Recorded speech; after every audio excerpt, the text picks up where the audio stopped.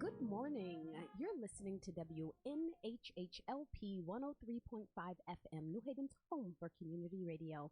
I'm Mubaraka Ibrahim, and I'm Lucy Gelman, and welcome to Morning Sync. Yes. Where Ooh, we I are like doing that. a show collab this morning, and we are Yes. streaming live from downtown New Haven. You can also find us on Facebook. You can find us on Periscope, TuneIn Radio, Stream Me. Anywhere where you need to be, you can tune in live. Yes.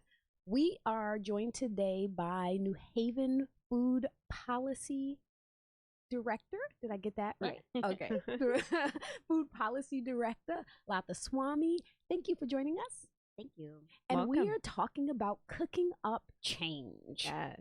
So, this show is about food, entrepreneurship, policy, a little bit about it all mixed up together to see so we can discuss some of the changes that we recently implemented here in New Haven. So, as you know, a part of starting any business is getting right with the city and the state, right? So, before you start any business, you got to get a business license. And if you're going to start a food business in particular, you have to have a food license, or I think they call it a food license or food permit. I think it's a license. And a food service license, that's what it's called. And for here in the city of New Haven, we have a specific process. So if you're going to open up a restaurant, you have to get inspected by 5 different departments. You get inspected by you get approved by zoning, making sure that your business is inside of a zone that is appropriate for business. You get the building department approval. So if you were opening up a brand new restaurant from scratch, the building department will come out and inspect your space. You then have to get the water department to come out, and one of the purposes of having the regional water authority come out is for them to check that you have the proper plumbing for whatever it is that you're going to be cooking. If you are going to be frying things, that you have what's called a grease trap, which kind of separates the grease from going down the regular drain. And then you also have to have, of course, the fire department. I think that's a no-brainer, right? Nobody wants their restaurant going up in smoke. And then after you get all of those people to each come out and look at your space, you also have to have the health department to come out. And so the health department is going to come out, and they are going to check that everything is to health code. In addition, they're going to ask you for a food service license. A food manager's certificate. So there is an organization, ServeSafe. ServeSafe actually gives classes. There are 2 different types of classes that you can get. You can get food service, or you can get food management. And so for the city of New Haven, at least one person in your business has to have a food management certification. So the health department is going to inspect, and they're going to do that as well.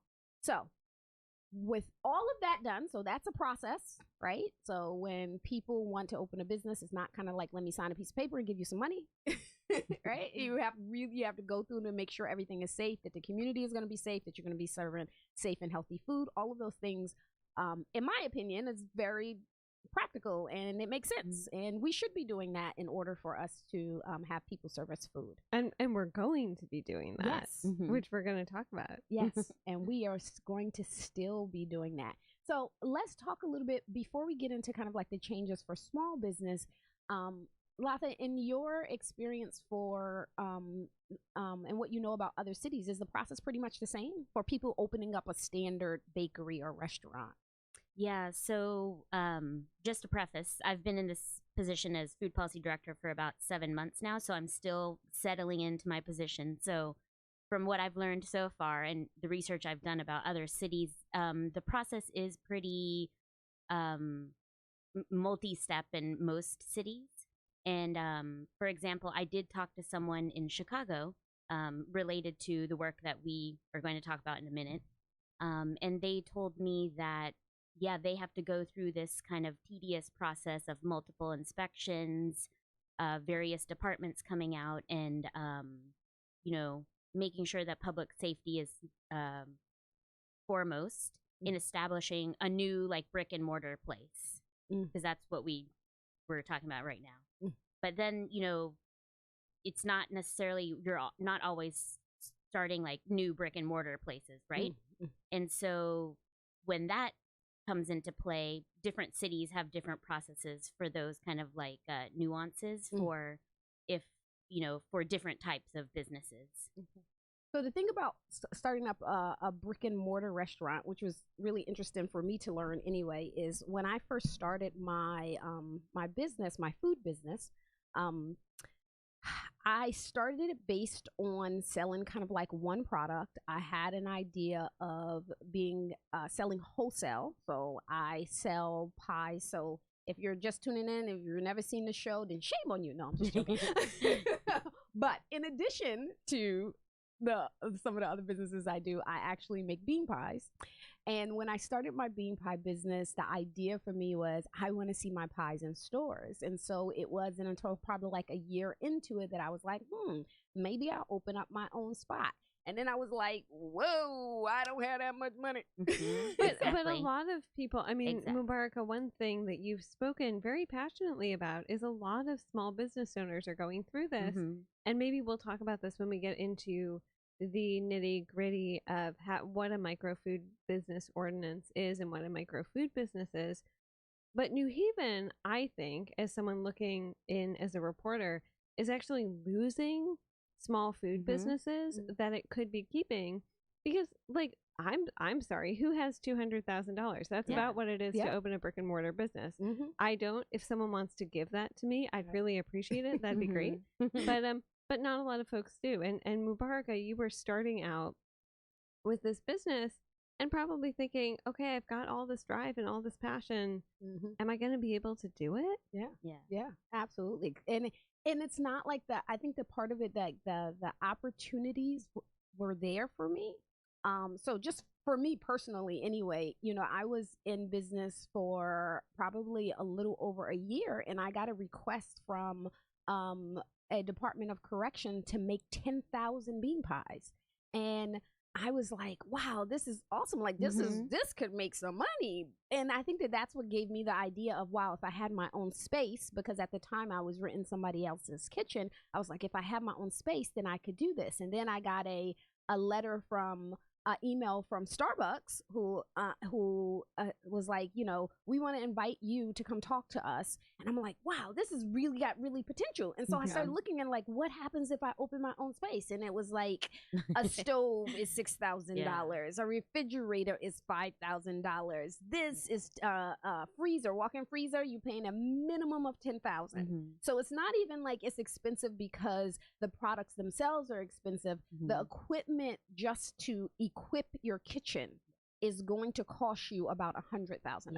And for people who don't have the access or don't have the means, like that really puts it out of reach for a lot of people, for people who are normally not funded by the bank, who may not have good credit or any credit at all. For women in particular, we know women are less likely to get loans.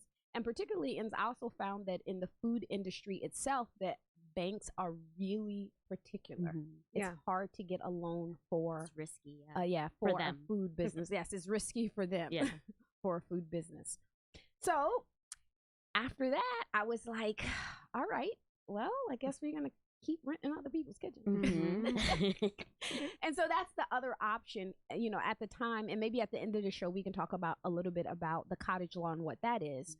But at the time in New Haven, in the state of Connecticut, cottage law was not passed, which means you can bake inside of your home. So that didn't exist.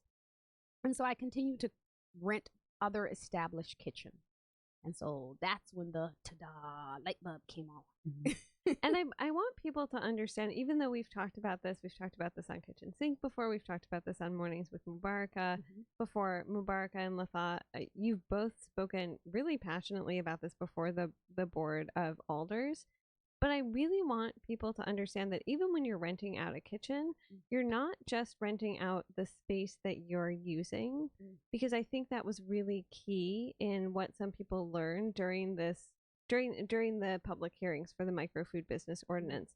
It's not just that you're walking in and renting like that portion. It's the whole shebang. Yeah. Yep, for sure. So the way that starting up, so the city of New Haven does, and I think pretty much any city allows you to rent other established kitchens. So initially I went to a baker. I'm now inside of a catering space, but somebody who already has a food license. So the way, the description of what I said at the beginning of the show, these people have done that. They have a full service food business that they're using that gets regular inspections. But for the city of New Haven, because I am a business working under my own business license, all of the process that I described at the beginning of the show of all of the departments coming out, I had to do all of that all over again as if it is my space, right? So it did not matter whether or not that person opened up yesterday or opened up 10 years ago. I still had to go through in it, and it didn't matter if the inspectors came out again yesterday or 6 weeks ago. So when I had to go through the process again, and one of the inspectors came out, and I asked him, I said, do you need me to show you where things are? And he's like, nope, I was just here 6 weeks ago. I know where everything is. And so in my mind, just as a city resident, it didn't make sense. One, as a resident, it didn't make sense for our civil servants to have to pretty much spin their wheels going back to the same space every single time. So if you had 6 businesses to open up and they all applied for a business license week after week after week, you would literally have the fire department and the health department going into the exact same space every single week, the way that the policy was set up. As a resident who's also concerned that the city is always having budget issues, I just didn't think that made sense. And as an entrepreneur, it was a very cumbersome and frustrating process. Not only that, but I also felt like the city departments, many of them did not know what to do with me as a micro business renting someone else's kitchen. So when I went to the building department, they seemed a little bit confused, and they actually had to say, she was like, let me call my boss because, I'm not sure how this works. The first time I did it, I got kind of like everybody to sign off as I found it convenient for me to make appointments. The second time I did it, I was told, nope, you can't have me until you get that person. Nope, you can't have me sign it until you get that person. And so the process took longer. And this was just a year later. Yeah. So I was like, it seems like nobody don't know what to do with this. So it really wasn't, I wasn't blaming them. It's just like, they were like, you're renting somebody's kitchen? What does that mean? Yeah. And so I found it really, really frustrating. Now, I am a very passionate person when it comes to business, but I could see how someone else with less passion and dedication could get frustrated and give up. And I think we have seen that in the city. I mean, I know that I've seen that. I've talked to folks who say, well, I had this great idea, but it sort of fizzled out. Or they say, well, I ran into so many roadblocks in New Haven that I'm from New Haven. I grew up in New Haven. I'm using a kitchen in West Haven, or I'm using a kitchen in North Haven. Yep. And then I think that's so unfortunate. As someone who is a transplant but really loves New Haven, I think, man, I wish we could say that your business was full. I mean, it's West Haven, so it's basically New Haven, but it's not. Also, right?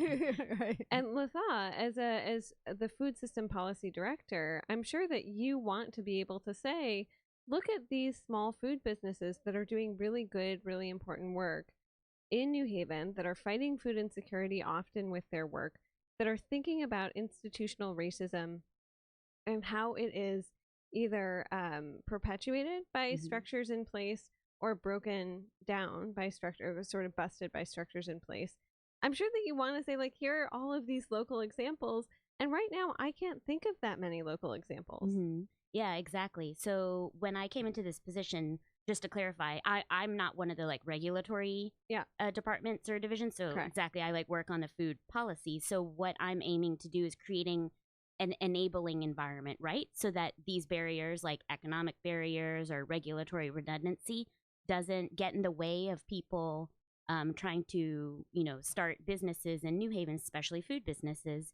And one thing that I think I also kind of hear a lot is people expect all the entrepreneurs to come from Yale or other institutions, but we can't forget that there are entrepreneurial minded people. You know, people might not say like, I am an entrepreneur, or even if they do, we can't forget that people who have been or who are from New Haven, who've been here a long time, doesn't matter. People who aren't affiliated with Yale are entrepreneurs too. Correct. Right. And so everybody has a side hustle. Yeah, if you got a side hustle, you're an entrepreneur. Voiceover is my side hustle, by the way. All right. If you need me for any cartoons, no. But really, I'm not even kidding. There you go. I was actually just thinking of how pleasing your radio voice is. Well, so, thank you. That makes sense. So I think that one important thing that I wanted to do when I entered the city is, especially after hearing Mubaraka present at the Food Policy Council meeting, I think it was my first meeting in this position. I'd been attending for a while, but this is the first time that I was in my city position. And when Mubaraka presented this idea for making it an easier process for micro food businesses, and just first of all, defining what a micro food business is so that you can raise the internal awareness within City Hall and external awareness for everyone in New Haven. So it's like raising internal awareness so that people within City Hall, the people who are regulating some of these businesses, understand what to do with you and how to regulate you. Right. And external awareness to make sure that people know that there are opportunities for them to start businesses, right? So that's a way to create an enabling environment, you know, because it's that environment that you want to make sure that you not only create it, but the information is available and easily accessible to people. So they're not confused. The process isn't different, like each of the 3 times they go and, you know, all that kind of stuff. Yeah. And that's certainly true. That I think that since I've shared my journey, I've heard from more people who are like, oh, I've been thinking about, you know, selling my traditional meal or traditional baked good. And so people who I didn't even know was into cooking like that, they're like just, you know, acquaintances of mine. I'm like, oh, okay, that would be really cool. Right. Yeah. But I think that you're right about it. People are really not informed about the process of doing it. So that's part of the way people also to convince themselves not to do it. Well, I don't know how to start. I think if we give them that information, then it will certainly change, because I gotta be honest, like around the holiday time, there's all kind of people on Facebook. I know they're not supposed to, so I ain't gonna call you out personally, but it happens. Informal economy, right? Yeah. But I make apple pies. I make gluten-free cake. I've had clients when my daughter went gluten-free, she made the best gluten-free cupcakes. Now I know she didn't have a food license, but I trusted her. And she sold stuff, you know, during the holiday seasons, during birthdays. There's people who are phenomenal bakers, but they do it pretty much underground because either it's cumbersome, it's too expensive, or they just simply do not understand how to start it as a business. Yeah. And it's to their benefit to be able to be a part of the process, because it protects them and, you know, just in case, like, it's for consumer protection as well. So making the process accessible is important for everyone. Yeah. It not only is it obviously, you know, really good to make sure that the health department knows you're selling stuff people are going to consume, but I think that also it for people who are doing this, who don't see an advantage to legalizing yourself, I would say, how much can you grow if you could advertise publicly? Because you got to do it underground if you're not legal, right? And how much more money can you make? And you can make this into a viable business once you get a license and actually start a business, as opposed to kind of like I'm just making this my side hustle. Make your side hustle your full hustle. And you could do that. Can't do that if you're not legal. Yeah. That's right. So I want to talk about the process and the information and the access that now hopefully folks are going to be getting. But first, I want to remind people that this is WNHH FM New Haven. Yes, WNHH-LP New Haven. I haven't had enough coffee this morning. 103.5 FM. We are live streaming at www.newhavenindependent.org and on like Facebook and Periscope and all of these things I don't even know how to use because I'm like, evidently millennials are not cool enough to know technology anymore. I'm Lucy Gelman. And I'm Mubaraka Ibrahim. And this is Morning Sync. It's a crossover show on WNHH. I think we should do it more often. Absolutely. But we are talking about what a microfood business is, what the microfood business ordinance is, and how it's going to look now that it is part of the city. I feel like doing a little dance when I'm saying that because it's been a long time coming. So Mubaraka, I want to, and Latha, I want to talk a little bit about what this has entailed from both of your ends as far as a fight with the city. Because I was in a number of those hearings with the Board of Alders, and I can tell you I got frustrated. Like, reporters are supposed to be unbiased, and they're supposed to just sit there and report out the story. But I was getting mad. I could feel myself getting angry. So let's talk about it. So when I wanted to kind of change the process of what micro food businesses have to go through in order to open a food business in New Haven, first thing that we needed to do was define what is a micro food business, right? And so in my definition of a micro food business, it is somebody who does not own their own space or directly lease from a landlord. You are renting a kitchen space that an established business already has. You're making less than $250,000 a year, but that comes inherent with the limited access that you will have when you are renting somebody else's space. You know, you only can use it for a limited amount of hours when they're not using it. Generally, for most places in New Haven, you can't store stuff there, so you can't like set up a full-fledged on-site production. You're kind of just using their kitchen.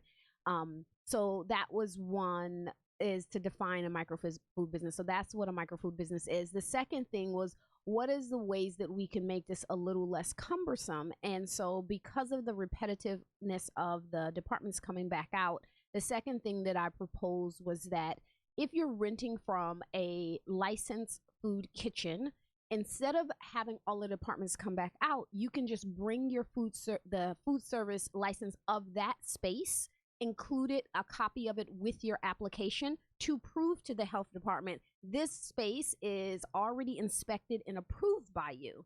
That was the second part of it. And the third part of it was to reduce the fee that was associated with getting a space permitted, because in the city of New Haven, when you get your food service license, they charge you according to the square footage of the space.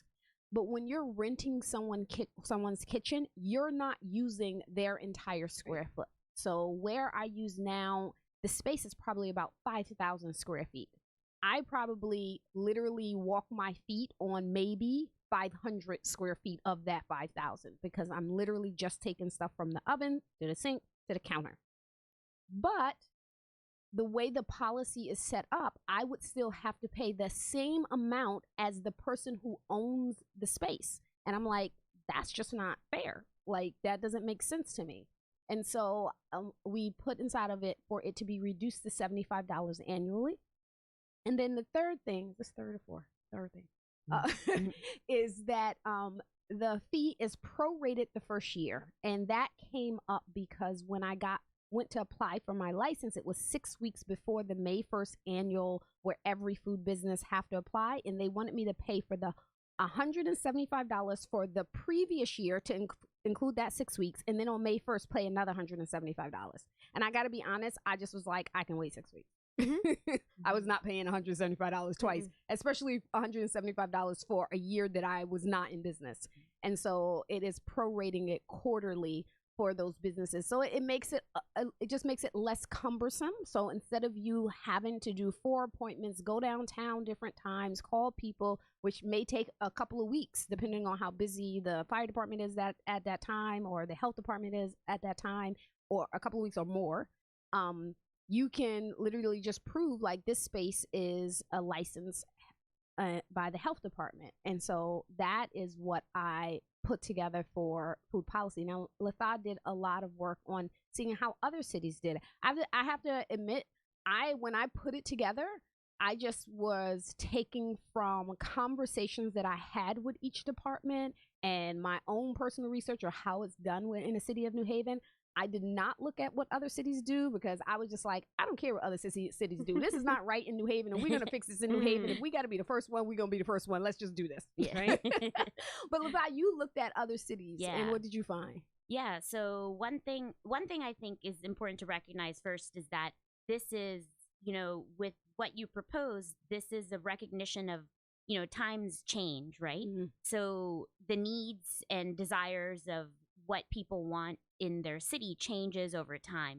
Mm-hmm. So the food service license policy that was in effect in New Haven was established like decades ago, right? And 40 years. Yeah, and then added on as I think a bit, as new things came up, like for food trucks, I think that was added on more recently. Mm-hmm. And so this is a new thing that we're adding on, like shared kitchens, micro food business entrepreneurs is more common now.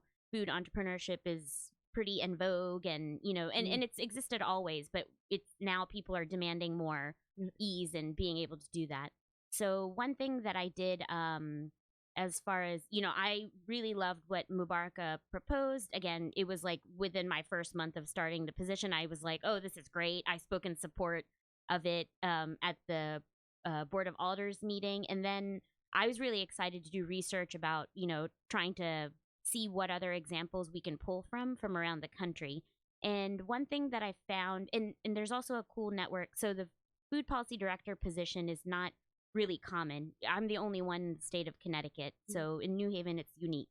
There are only about 25 of us, like food policy directors around the country. Yeah. So this is a pretty kind of a progressive kind of position. So one thing I did is reached out to that network of like 25 people. I got a chance to meet them at the end of January at the U.S. Conference of Mayors.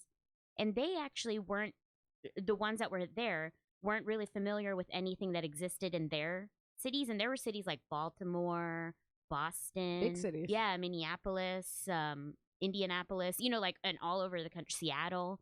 So, really, not to interrupt your train of thought, but I wonder if part of that is because places like Boston already have the cottage law. Yeah, exactly. So maybe they didn't need something like this. Yeah, I think they have other regulations that allow for some ease in establishing smaller businesses. Like a lot of these big cities have a lot of regulations and rules that support, of course, over time it ended up supporting food trucks, right? Because, food trucks was really in vogue too, like a few years ago and still, but, and so one thing I didn't have a chance to talk to anyone from Chicago in that, in-person meeting, but my research, my division, it was me and someone who's working with me at that time, Genesis Vicente. We were doing research on this, and we found an ordinance in Chicago that actually defined shared kitchen operators and shared kitchen users.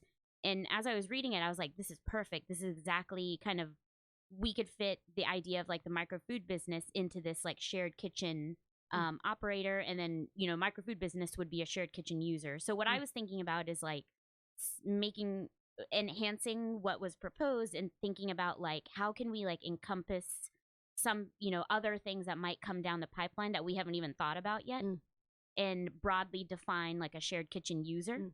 And so when I was working on my research, kind of like enhancing what you had proposed, I drew a lot from the city of Chicago's ordinance.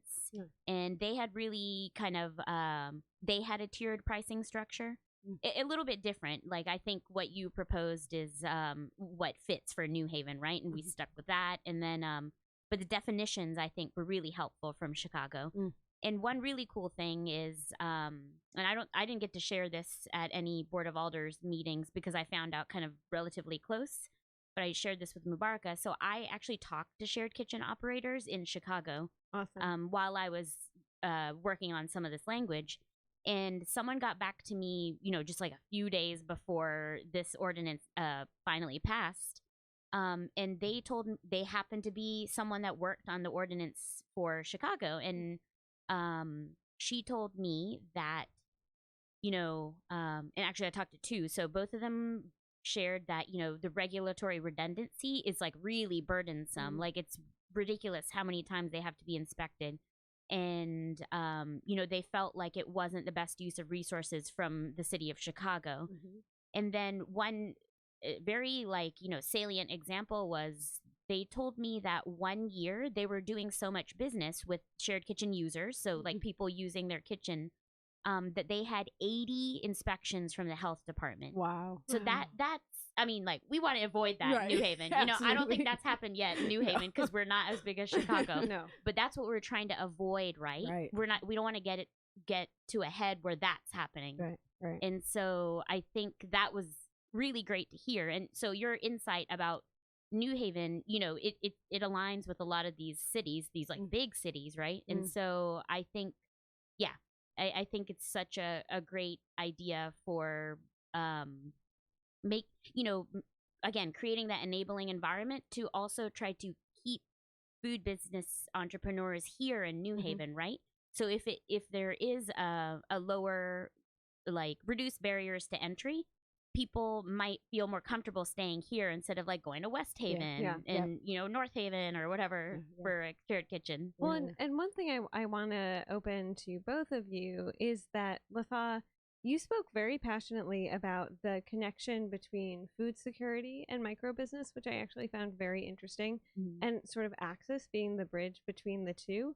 And I remember when you were testifying in December, Alder Richard Furlow said, well, I don't really see the bridge. And you just totally laid it out, which I really appreciate. And I will say, shout out to Alder Furlow. He was very supportive of this ordinance, that really the whole time. So, but I think sometimes people hear food business and they still don't get that access part. And so I know it sounds like I keep coming back to it, but I'm wondering if both of you can drive that home. Because I think New Haven is so we're a city that is about 33% Black, 33% Latinx, and 33% white, more or less. But when you look at who is running a lot of the food businesses, our city is not always reflected. And I know that's something that bothers me a great deal. And I would think it's something that bothers people who are in food policy trying to make a change a great deal. So I'm wondering if we can talk about that a little. Yeah. So one thing that I think, and this is part of my vision of like raising internal awareness within City Hall and externally, is that, people think of food insecurity as like just merely access to food, right? Right. And then a solution would be to like provide access to food. But if we really think about the root cause of, why there isn't, why there might be food insecurity, one of those root causes is economic insecurity, right? And so we want to make sure that people have like fair wages and good paying jobs, that they have the opportunity to, provide for themselves economically so that they have that income to make the choices with dignity to purchase like whatever food they need for them and their families. And I think that's really a key part of my vision for my work, which is addressing root causes and systemic issues. So that rather than working on opening up like more food pantries, we have a lot of food pantries now that do amazing work, and I'm working on supporting that whole system.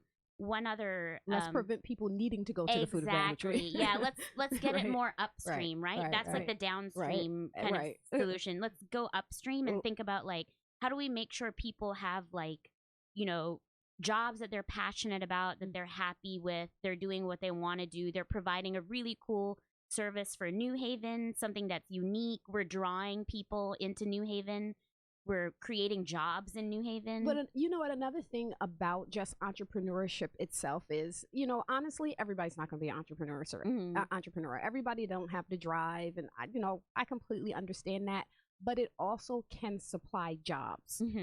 Food one of the things that I like about food business in particular, it is a really good way to provide low skilled jobs for people who may need jobs. Yep. So we're not talking about just supplying financial means for the person that has the idea and the drive, and I can go in there and I can cook 500 pies and look at me, I'm making $100,000 a year. But you can actually supply jobs, right? You don't need somebody with a certificate, even a gateway to say, hey, put the butter and the sugar in the bowl, right? You need no degree to do that. And so if we can not just give people the opportunity to start businesses, but also then give people the opportunity to grow their business. Because I know for me, the first thing I did when I started getting more orders and I was absolutely exhausted going home having to make 100 pies, is I reached out to places like Concat, who has a culinary school, who specifically look for people who need second chances, people who are disadvantaged, and I pulled from them as a resource in order to hire somebody for my bakery. And that's really important, looking at reflecting on what you were saying about how the food businesses in New Haven don't reflect our population. Part of that is also too that, when we say and I always like to be clear, meaning that there's not a lot of Black people that own food businesses in New Haven. We have a lot of white people, a lot of Hispanic people, but there is not a lot of Black people that own food businesses in New Haven. And that's a part of it is before access. Part of it is understanding the opportunity. And there seems to be kind of like this disconnect between Black people starting businesses and Black people growing businesses. Because if we look at the statistics of who has businesses just nationwide, Black people are the lowest amount. But when you look at statistics of who's starting businesses, Black women are the number one percentage of are the greatest percentage of people who are starting businesses. So what that means, if you look at both of those statistics, is that Black women in particular, and Black people as a whole, are starting businesses, but they are not growing because the United States considers a small business is a business that has at least one employee.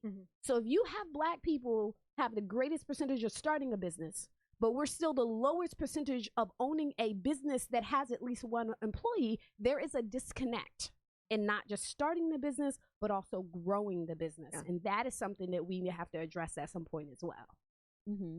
I do, as we sort of round into our final 8 to 10 minutes, I want to remind people that this is WNHHLP 103.5 FM New Haven. I'm Lucy Gelman. And I'm Mubaraka Ibrahim. And this is Morning Sink. It's a crossover show on WNHH between Kitchen Sink and Mornings with Mubaraka. We're here very excited in the studio to be with Latha. I keep saying it wrong, but Latha's right. Latha Swamy. She is Food System Policy Director for the City of New Haven, a position that she's been in and been rocking, by the way. Maybe as a journalist, I'm not supposed to say that, but whatever. For about 7 months. I've been endorsed by Lucy. You have. You have the stamp. Do with it what you may. Yeah. But I also want to talk about how food laws in the state are also changing at the same time.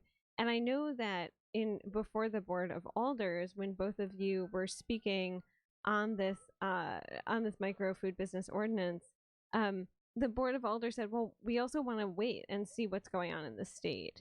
And that was part of the holdup. So you first appeared before them in, I want to say mid-December. Somewhere around there. Yeah, mid-December. And folks said, okay, let's hold our horses until January. And then it really took a long time. It was a long haul. So I'm wondering if both of you can talk a little about that. Yeah, so in October of last year, the state of Connecticut passed the cottage law. So the cottage law, I believe we're number 48 or 49 in the country. Most states actually already have the cottage law. So we came to this kind of late. And what the cottage law does is that it allows people to actually make food from their houses, but not all foods, only baked goods. And it's been approved on the state level, You can actually go on the state's website and it gives you all of the detail. And I guess we have to work on what we're doing for the city level. So what are we doing around that, Latha? Yeah, so I have economic development specifically has been getting a lot of questions. Zoning has been getting a lot of questions about this cottage food law. And so they've been directing them to me.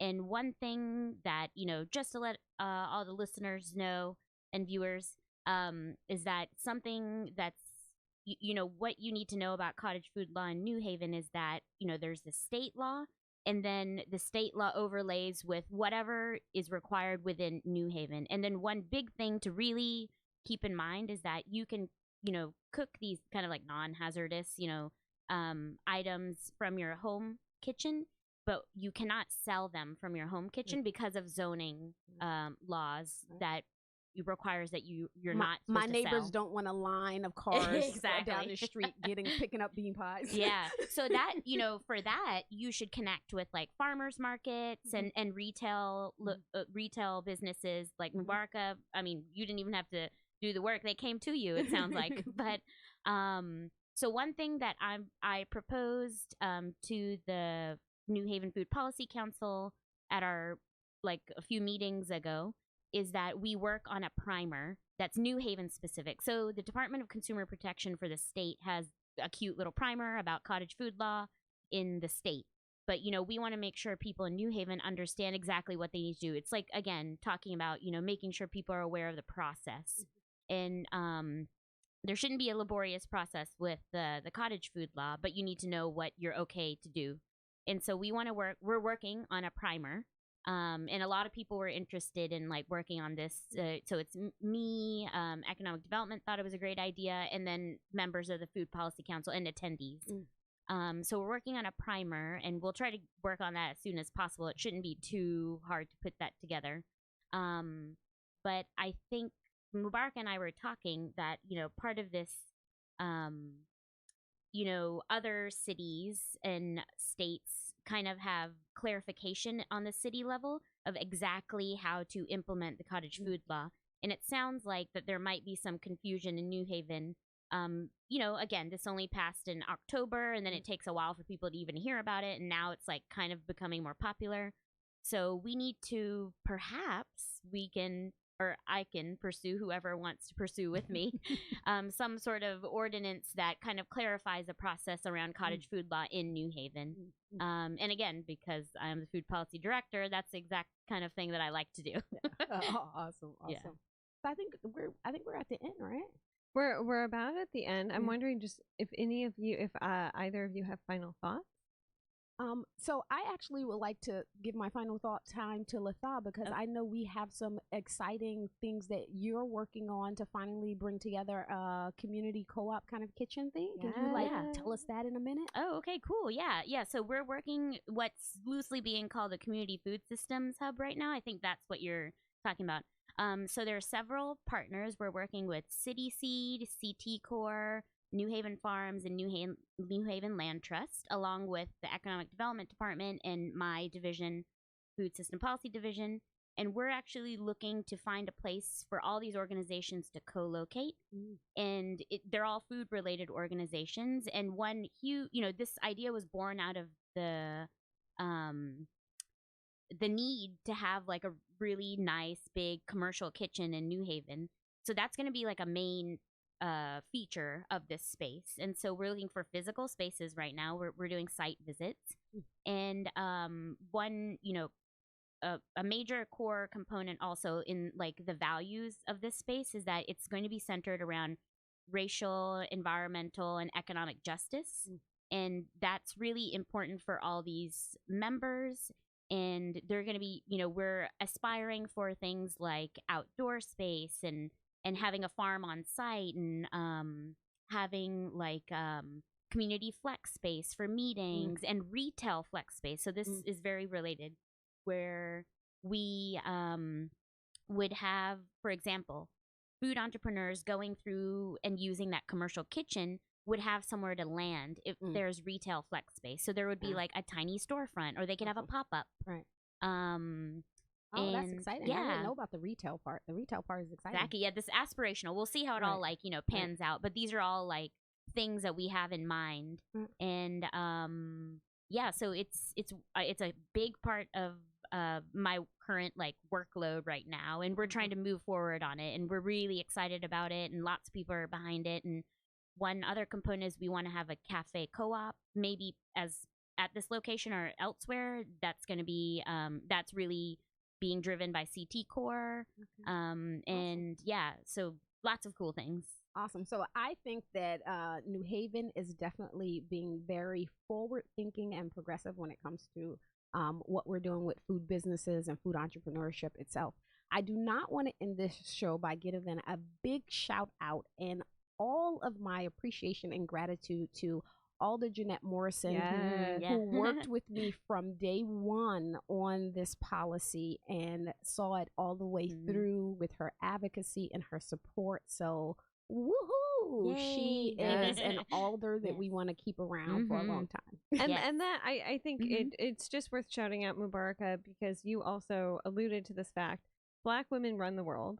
We've seen that in the last week with protest. So I want to hold that up, and yes, shout out to Alder Morrison, and thank you both so much. Thank you. And thank everybody for listening. You've been listening to WNHHLP 103.5 FM, New Haven's home for community radio. I'm Mubaraka Ibrahim, and I am Lucy Gelman. And until next time, thank you.